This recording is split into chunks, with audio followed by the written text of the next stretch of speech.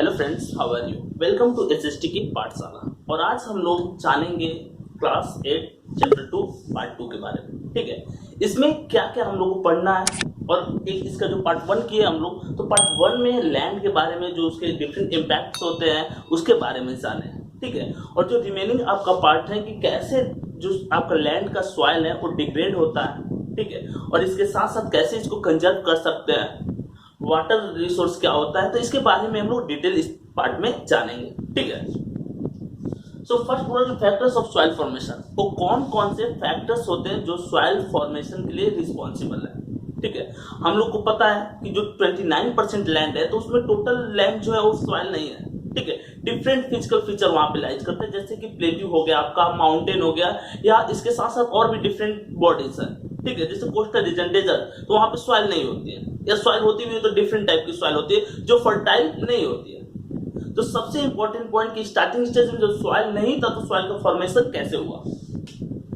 Parent rock, parent rock का meaning होता है कि सपोज कीजिए कि माउंटेनियस रीजन में कोई रॉक है, बड़ा सा रॉक है, उसमें हीट और प्रेशर, ठीक है, जिसमें कि आपका सीजन चेंज होता है, कंटिन्यूअस अप्लाई होता है उस पर। तो इस सेंस में कंटिन्यूअस अप्लाई होने के कारण होता क्या है कि वो रॉक जो है वो टूटने लगता है। ये प्रोसेस मिलियंस ऑफ ईयर या थाउजेंड ऑफ ईयर चलेगा किसी भी रॉक पे। अगर हम कंटिन्यूअस हीट अप्लाई करें समर टाइम में, फिर रेनफॉल हो रहा है और फिर उसके बाद विंटर आता है, तो इस सेंस में होता क्या है कि रॉक टूटने लगता है, छोटे छोटे पार्ट में टूट जाता है। ठीक है, इसी को वेदरिंग हम लोग बोलते हैं। तो एक और इम्पोर्टेंट टर्म होता है कि जो सॉइल फॉर्म होता है तो इसका क्वालिटी जो है एक किस पे डिपेंड करता है, एक पेरेंट रॉक पे, जिस रॉक से टूट करके वो बना है उस रॉक पे इसकी क्वालिटी डिपेंड करती है। ठीक है, determines colour, textures, chemical properties और मिनरल्स, उसमें क्या क्या पाया जाएगा, उसकी क्वालिटी क्या होगी। तो डिटरमाइंस कलर, उसका कलर क्या होगा, तो उसके पेरेंट रॉक का जो कलर होगा सिमिलर उसी के आसपास उसका कलर होगा। ठीक है, सेकंड है टेक्सचर्स, केमिकल प्रॉपर्टीज उसकी क्या होगी, तो जो पेरेंट रॉक की केमिकल प्रॉपर्टीज होगी वही उस सॉइल की केमिकल प्रॉपर्टीज होगी। और नेक्स्ट पॉइंट जो है मिनरल्स, कि कौन सा मिनरल्स उस सॉइल में पाया जाएगा। तो जो मिनरल्स उसके पेरेंट रॉक में पाया जाता था सिमिलर वही मिनरल पाया जाएगा, अगर कोई नेचुरल फैक्टर उसको अफेक्ट नहीं करता है। ठीक है, तो इस सेंस में क्या होता है कि सॉइल फॉर्मेशन में जो फर्स्ट पॉइंट है आपका पेरेंट रॉक है, कि सॉइल की प्रॉपर्टी जो है वो किस पे डिपेंड करती है, उसके पेरेंट रॉक पे डिपेंड करती है। पेरेंट रॉक की जो प्रॉपर्टी होती है वो सॉइल की प्रॉपर्टी होती है। ठीक है, सेकंड पॉइंट है रिलीफ फीचर्स। ठीक है, अगर आपको एक जनरल टर्म दिया जाए रिलीफ फीचर का मीनिंग क्या होता है, तो रिलीफ फीचर मींस प्रोटेक्ट करने वाले फीचर्स। ठीक है, जैसे हिमालय हमारे कंट्री के लिए रिलीफ फीचर का काम करता है। एल्टीट्यूड एंड स्लोप, एल्टीट्यूड का मतलब क्या होता है आपको बताया जा चुका है एक्सप्लेनेशन में कि एल्टीट्यूड का मतलब होता है height from sea level. Sea level से जो हाइट होती है वो एल्टीट्यूड को डिफाइन करते हैं, वो क्या होता है, एल्टीट्यूड होता है। ठीक है,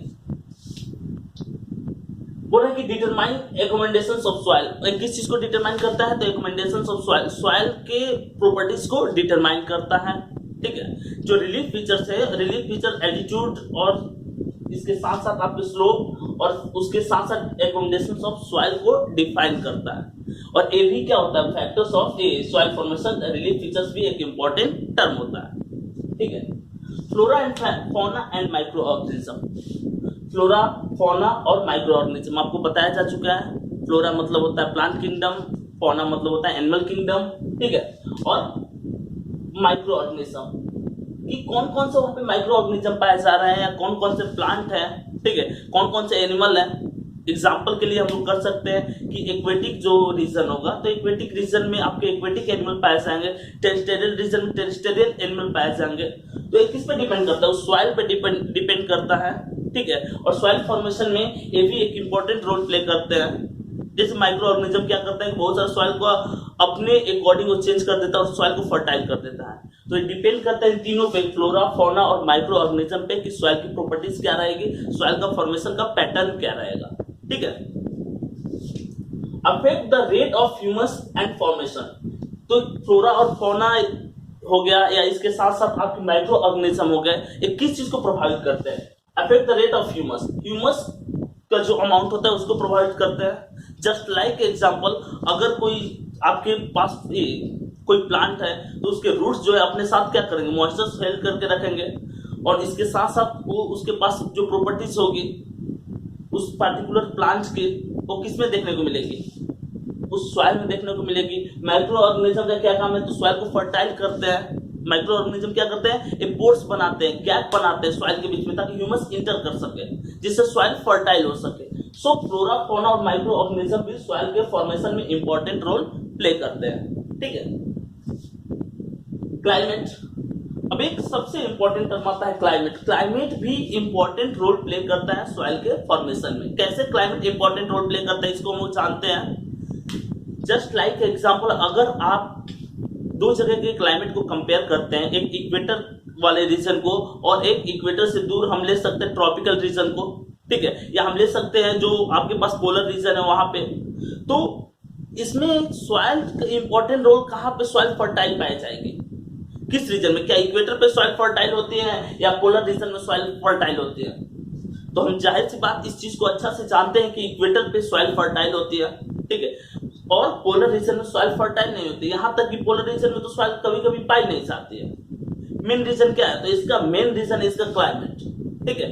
इक्वेटर पे इसका क्लाइमेट क्या रहता है, हॉट एंड ह्यूमिड रहता है, कंटिन्यूअस रेनफॉल होता है, सॉइल फॉर्मेशन में इंपॉर्टेंट रोल प्ले करता है इक्वेटर वाला जो टेम्परेचर रहता है, ठीक है। और इस सॉइल इक्वेटर के पास पाई जाने वाली सॉइल होती है फर्टाइल होती है देन टू अदर रीजन। सो दूसरे रीजन के कंपेयर में इक्वेटर पे पाई जाने वाली सॉइल क्या होती है, फर्टाइल होती है, ठीक है। सो इस तरह से हम कह सकते हैं कि क्लाइमेट जो है इंपॉर्टेंट रोल प्ले करता है सॉइल के फॉर्मेशन में। Temperature, rainfall, influence rate of weathering and humus. Temperature क्या होता है, तो ज्यादा होता है इक्वेटर पे। सेकंड है कि इक्वेटर पे टेम्परेचर ज्यादा होने के चलते इवेपोरेशन ज्यादा होता है, और इवेपोरेशन ज्यादा होने से क्या होता है कि सॉइल ज्यादा, रेनफॉल ज्यादा होता है। और रेनफॉल ज्यादा हो रहा है तो उस सेंस में एटमॉस्फेयर में आपके पास वाटर वेपर, वाटर ड्रॉपलेट्स ज्यादा प्रेजेंट रहेंगे, ठीक है। रेट ऑफ वेदरिंग एंड पूरा की रेट ऑफ वेदरिंग, सपोज कीजिए कि इक्वेटर वाला जो रीजन है तो वहां पे कंटिन्यूअस हीट अप्लाई होगा, तो वेदरिंग का रेट जो होगा वो फास्ट होगा देन टू पोलर रीजन, ठीक है। एंड ह्यूमस, ह्यूमस भी कहां पे ज्यादा होता है, ह्यूमस भी इक्वेटर के पास में ज्यादा होता है, यानी कि क्लाइमेट जहां पे ज्यादा रहेगा ह्यूमस वहां पे ज्यादा होता है, इसमें कोई डाउट नहीं है। नेक्स्ट पॉइंट है आपका यहाँ पे time, determine thickness of soil profile. एक चीज और डिपेंड करता है, सॉइल के फॉर्मेशन में टाइम भी इंपॉर्टेंट रोल प्ले करता है। अगर सॉइल के फॉर्मेशन में ज्यादा टाइम लगा है तो क्या होगा, उस सॉइल ज्यादा अच्छा फॉर्म होती है, ठीक है। सपोज ज्यादा टाइम लग रहा है, वेदरिंग कंटिन्यूअस हो रहा है, तो सॉइल के पार्टिकल्स फाइन होते जाते हैं, ठीक है। और अगर सपोज कीजिए कि टाइम टेकिंग सॉइल के फॉर्मेशन में ज्यादा है, तो उस सॉइल क्या मानी जाएगी, फर्टाइल सॉइल मानी जाएगी। सो इसके साथ साथ एक क्वेश्चन आएगा आपका इस चैप्टर से कि factors of soil formation, soil के फॉर्मेशन में कौन कौन से इंपॉर्टेंट फैक्टर्स होते हैं। आपको लिखना है पैरेंट रॉक, जिस रॉक से फॉर्म होता है। रिलीफ फीचर समझाया आपको कि रिलीफ फीचर क्या होते हैं, प्रोटेक्ट करने के लिए।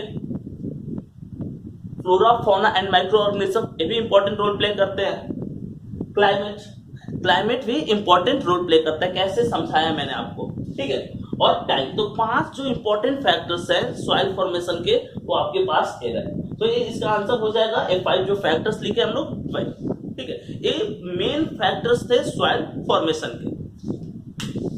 Types of soil in India, India में कितने टाइप्स की सॉइल पाए जाते हैं, बार बार इसका जिक्र आता है आपका। इंडिया में मेनली हम लोग 5 टाइप्स के, और अगर ऐड करें माउंटेनियस सॉइल तो इंडिया में 6 टाइप्स के सॉइल पाए जाते हैं, ठीक है। फर्स्ट सॉइल है ब्लैक सॉइल, जिसको हम लोग रेगुर या कॉटन सॉइल भी कहते हैं, ठीक है। सेकंड है alluvial soil, most fertile soil है एलुवियल सॉइल, ठीक है।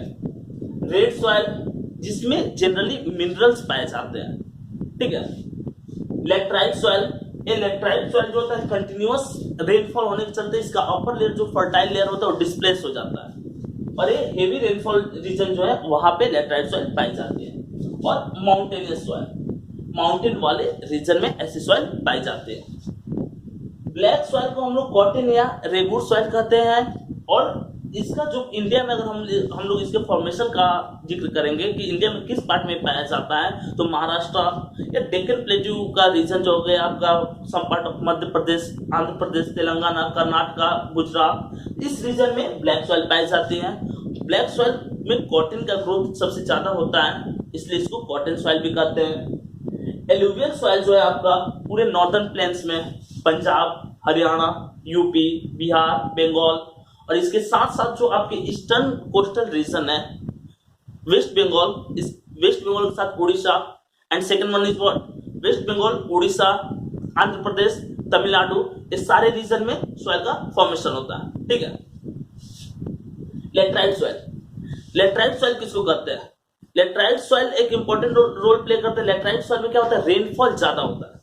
ठीक है, और ये लीचिंग वाले प्रोसेस से फॉर्म होता है। एरिड सॉइल जो फर्टाइल नहीं होता है। ठीक है, और माउंटेनियस सॉइल, इसके बाद क्या है, माउंटेनियस सॉइल है। ठीक है, और यहां तक हम लोग कर लिए थे कि सॉइल के जो टाइप्स थे उसको। अब यहाँ पे जानेंगे हम लोग डिग्रेडेशन ऑफ सॉइल, कि सॉइल डिग्रेड कैसे होता है, सॉइल के डिग्रेडेशन के मेन रीजन क्या है। ठीक है, ओवर इरिगेशन, ओवर इरिगेशन एक इंपॉर्टेंट रोल प्ले करता है सॉइल के डिग्रेडेशन में। इससे क्या होता है कि सॉइल डिग्रेड होता है। ठीक है, सॉइल के डिग्रेड होने का मतलब कि सॉइल की क्वालिटी जो होती है वो फॉल होती है, उसकी क्वालिटी कम होती है। ठीक है, ओवर इरिगेशन का मतलब कि ज्यादा से ज्यादा अगर हम पानी दे रहे हैं सॉइल को, इरिगेशन करते टाइम क्रॉप्स को जो हम वाटर प्रोवाइड करते हैं, जनरली पंजाब और हरियाणा या वेस्टर्न उत्तर प्रदेश में ये चीजें ज्यादा होती है। वो ग्राउंड वाटर को एक्सट्रैक्ट करते हैं और एक्सट्रैक्ट करके ओवर इरिगेशन करते हैं, और इस सेंस में सॉइल ज्यादा डिग्रेड होती है। ठीक है, ओवर ग्रेजिंग, ओवर ग्रेजिंग का मतलब होता है कि जो आपके पास ग्रास है, तो ग्रास क्या करते हैं कि सॉइल का जो अपर लेयर होता है इसको होल्ड करके रखते हैं, इसको पकड़ कर रखते हैं। ठीक है, और सॉइल का अपर लेयर होल्ड करके रखने के चलते क्या होता है इसका, कि सॉइल डिस्प्लेस नहीं होती। अगर रेनफॉल हुआ या कोई भी स्मॉल फैक्टर्स लाइज करते हैं उसमें, तो सॉइल क्या होता है कि सॉइल डिस्प्लेस नहीं होता है इस सेंस में। ठीक है, ओवर माइनिंग, ओवर माइनिंग का मतलब कि जहां पे नेचुरल रिसोर्स पाए जा रहे हैं, तो कोल हो गया या पेट्रोलियम या आयरन जैसी चीजें हैं, तो उसको एक्सट्रैक्ट करने में लोग क्या करते हैं, ओवर माइनिंग करते हैं, उस चीज को ज्यादा से ज्यादा निकालते हैं। इस सेंस में होता क्या है कि सॉइल डिग्रेड होती है। जैसे कि ओवर माइनिंग कर रहे हैं, नीचे होल बना दिए, वहां की सॉइल टोटली डिस्प्लेस डिग्रेड हो जाएगी। एक्सट्रैक्शन करने के सेंस में वहां की सॉइल का कोई यूज नहीं रह जाता है, तो ओवर माइनिंग नहीं करेंगे। इसके लिए आपको ज्योग्राफी में एक टर्म बताया, सस्टेनेबल डेवलपमेंट। सस्टेनेबल डेवलपमेंट के मींस अगर हम किसी भी रिसोर्स को यूज कर रहे हैं, तो इसके लिए हमको क्या चाहिए, रिसोर्स को अगर यूज कर रहे हैं तो इन्वायरमेंट आपका पोल्यूट नहीं होना चाहिए, एक मेन फैक्टर होता है। ठीक है, कि अगर हम कोई भी रिसोर्स का यूज कर रहे हैं तो इस सेंस में इन्वायरमेंट पोल्यूट नहीं होना चाहिए। और फ्लड, बाढ़, फ्लड एक इंपॉर्टेंट रोल प्ले करता है सॉइल के डिग्रेडेशन में। फ्लड आता है तो जो सॉइल का अपर लेयर होता है वो डिस्प्लेस हो जाता है इजिली। अब एक आ जाएगा कि डिग्रेडेशन ऑफ सॉइल, इसको कैसे हम रोक सकते हैं, कैसे कंजर्व कर सकते हैं। इसके लिए क्या होगा, कंजर्वेशन के लिए mulching, contour barriers, rock dam, terrace farming, intercropping, contour plugging और शेल्टर बेल्ट्स, ऐसी चीजों को इंट्रोड्यूस कर सकते हैं। ठीक है, काउंटर बैरियर्स, जैसे कि बैरियर्स बना देंगे हम, अगर कहीं पर्टिकुलर एरिया में आपका लैंड है तो उसके चारों तरफ अगर बैरियर्स बना देंगे तो क्या होगा, सॉइल डिस्प्लेस होकर के उसके अंडर में रह जाएगा। ठीक है, काउंटर प्लगिंग का मतलब दोनों तरफ से अगर हम प्लगिंग करते हैं तो उससे क्या होगा, इरिगेशन करते हैं तो सॉइल डिस्प्लेस नहीं होती है, सॉइल वाटर को एब्जॉर्ब करते हैं उस सेंस में। तो ऐसे कुछ टर्म ऐड करके शेल्टर बेल्ट्स बना देंगे।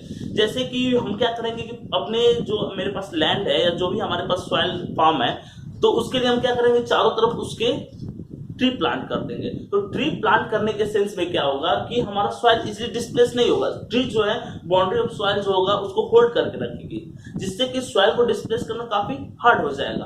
और ऐसी चीजों को हम इंट्रोड्यूस करके सॉइल को कंजर्व कर सकते हैं। ठीक है, वाटर, बोला कि earth is called the water planet. अभी तक अगर स्पेसिफाइड है तो अर्थ के पास ही वाटर है, जिसके चलते यहाँ पे लाइफ पॉसिबल होती है। अर्थ को हम वाटर प्लैनेट भी कहते हैं। और अर्थ पे 71%, टोटल एरिया का 71% क्या है, अर्थ पे वाटर है। 71, इसको हम लोग 70 पॉइंट, इसका एग्जैक्ट अगर हम डिस्ट्रीब्यूशन देखें तो 70.92% जो है वो क्या है, वाटर है अर्थ पे। पूरा कि डिस्चार्ज ऑफ, इसमें दो तरह के क्वेश्चन आते हैं कि वाटर पोल्यूशन के कॉज क्या है और इसको कैसे हम कंट्रोल कर सकते हैं। Causes of water pollution and how to control water pollution, कैसे हम वाटर पोल्यूशन को कंट्रोल कर सकते हैं। ठीक है, बोला कि causes of water, marine dumping, marine dumping का मतलब कि हम बहुत सारे लोग जो बीचेस पे घूमने जाते हैं तो उसमें क्या करते हैं कि बीच के आसपास वो सी में फेंक देते हैं बहुत सारे जो वेस्ट मटेरियल्स होता है उसको। इससे क्या होता है कि वाटर आपका डिग्रेड होता है, ठीक है, जो आपका सी वाटर है। रेडियो एक्टिव डंपिंग्स ऐसी चीजें जो कि रेडियो एक्टिव जनरेट करते हैं, वैसी चीजों को अगर डंपिंग करें तो उससे हमारा वाटर जो होगा वो पॉल्यूट होगा, ठीक है।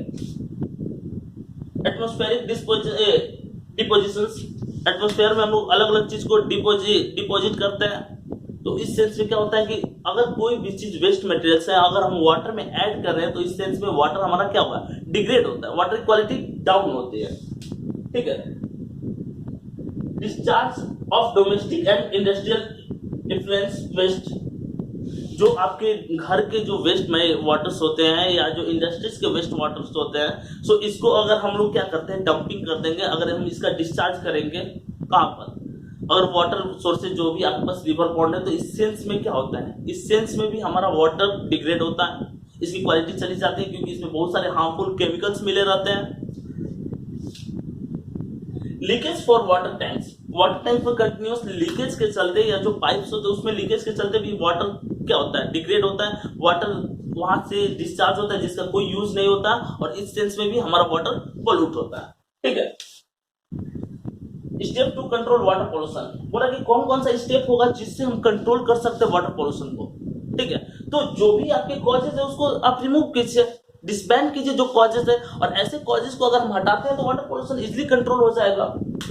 Do not dispose of household chemicals और cleaning agents down the sink, हम लोग सिंक में क्या करेंगे, जो भी आपके पास वाटर सोर्सेज है उसमें हम डोमेस्टिक वेस्टेज ये सबको ऐड नहीं करेंगे, उसका प्रॉपर डिस्पोजल करेंगे। सो इस सेंस में क्या होगा कि हमारा वाटर जो है वो पॉल्यूट होने से बच जाएगा। जो जो इस यहाँ पे कॉजेज है उसको हम मूव कर देंगे, हम प्रॉपर अगर जो भी हमारे पास वेस्ट मटेरियल है और इसका प्रॉपर डिपोजिशन करेंगे तो इस सेंस में ना हमारा वाटर पॉल्यूट होगा ना हमारा लैंड पॉल्यूट होगा, ठीक है। Cleaning agent down the sinks, बोला कि avoid using a garbage basket, और हम लोग क्या करेंगे, जो भी आपके पास वेस्ट मटेरियल्स है उसको हम वाटर में डालने से बचेंगे, इसको अवॉइड करेंगे। इस सेंस में क्या होगा कि हमारा वाटर पॉल्यूट नहीं होगा और हम हमारे पास जो भी नेचुरल रिसोर्स है हम उसका वाइडली यूज कर सकते हैं। कैसे, सस्टेनेबल डेवलपमेंट जैसे पॉइंट को ऐड करके, जुडिशियल यूज भी करेंगे, वाटर का जितनी रिक्वायरमेंट है उतना ही यूज करेंगे, ठीक है। तो इस सेंस में क्या करेंगे कि हम वाटर को बचा सकते हैं। एक चीज और कहा जाता है कि रिसोर्स को कंजर्व करना रिसोर्स के फॉर्म करने के इक्वल होता है, ठीक है। तो इस तरह से हम कह सकते हैं कि आपका वाटर पोल्यूशन जो है वो टोटली कंट्रोल कर लिए। और इस तरह के आप अमेजिंग फैक्ट्स को जानने के लिए एसएसटी की पाठशाला को लाइक करें, सब्सक्राइब करें और शेयर करें। मिलते हैं नेक्स्ट वीडियो के साथ।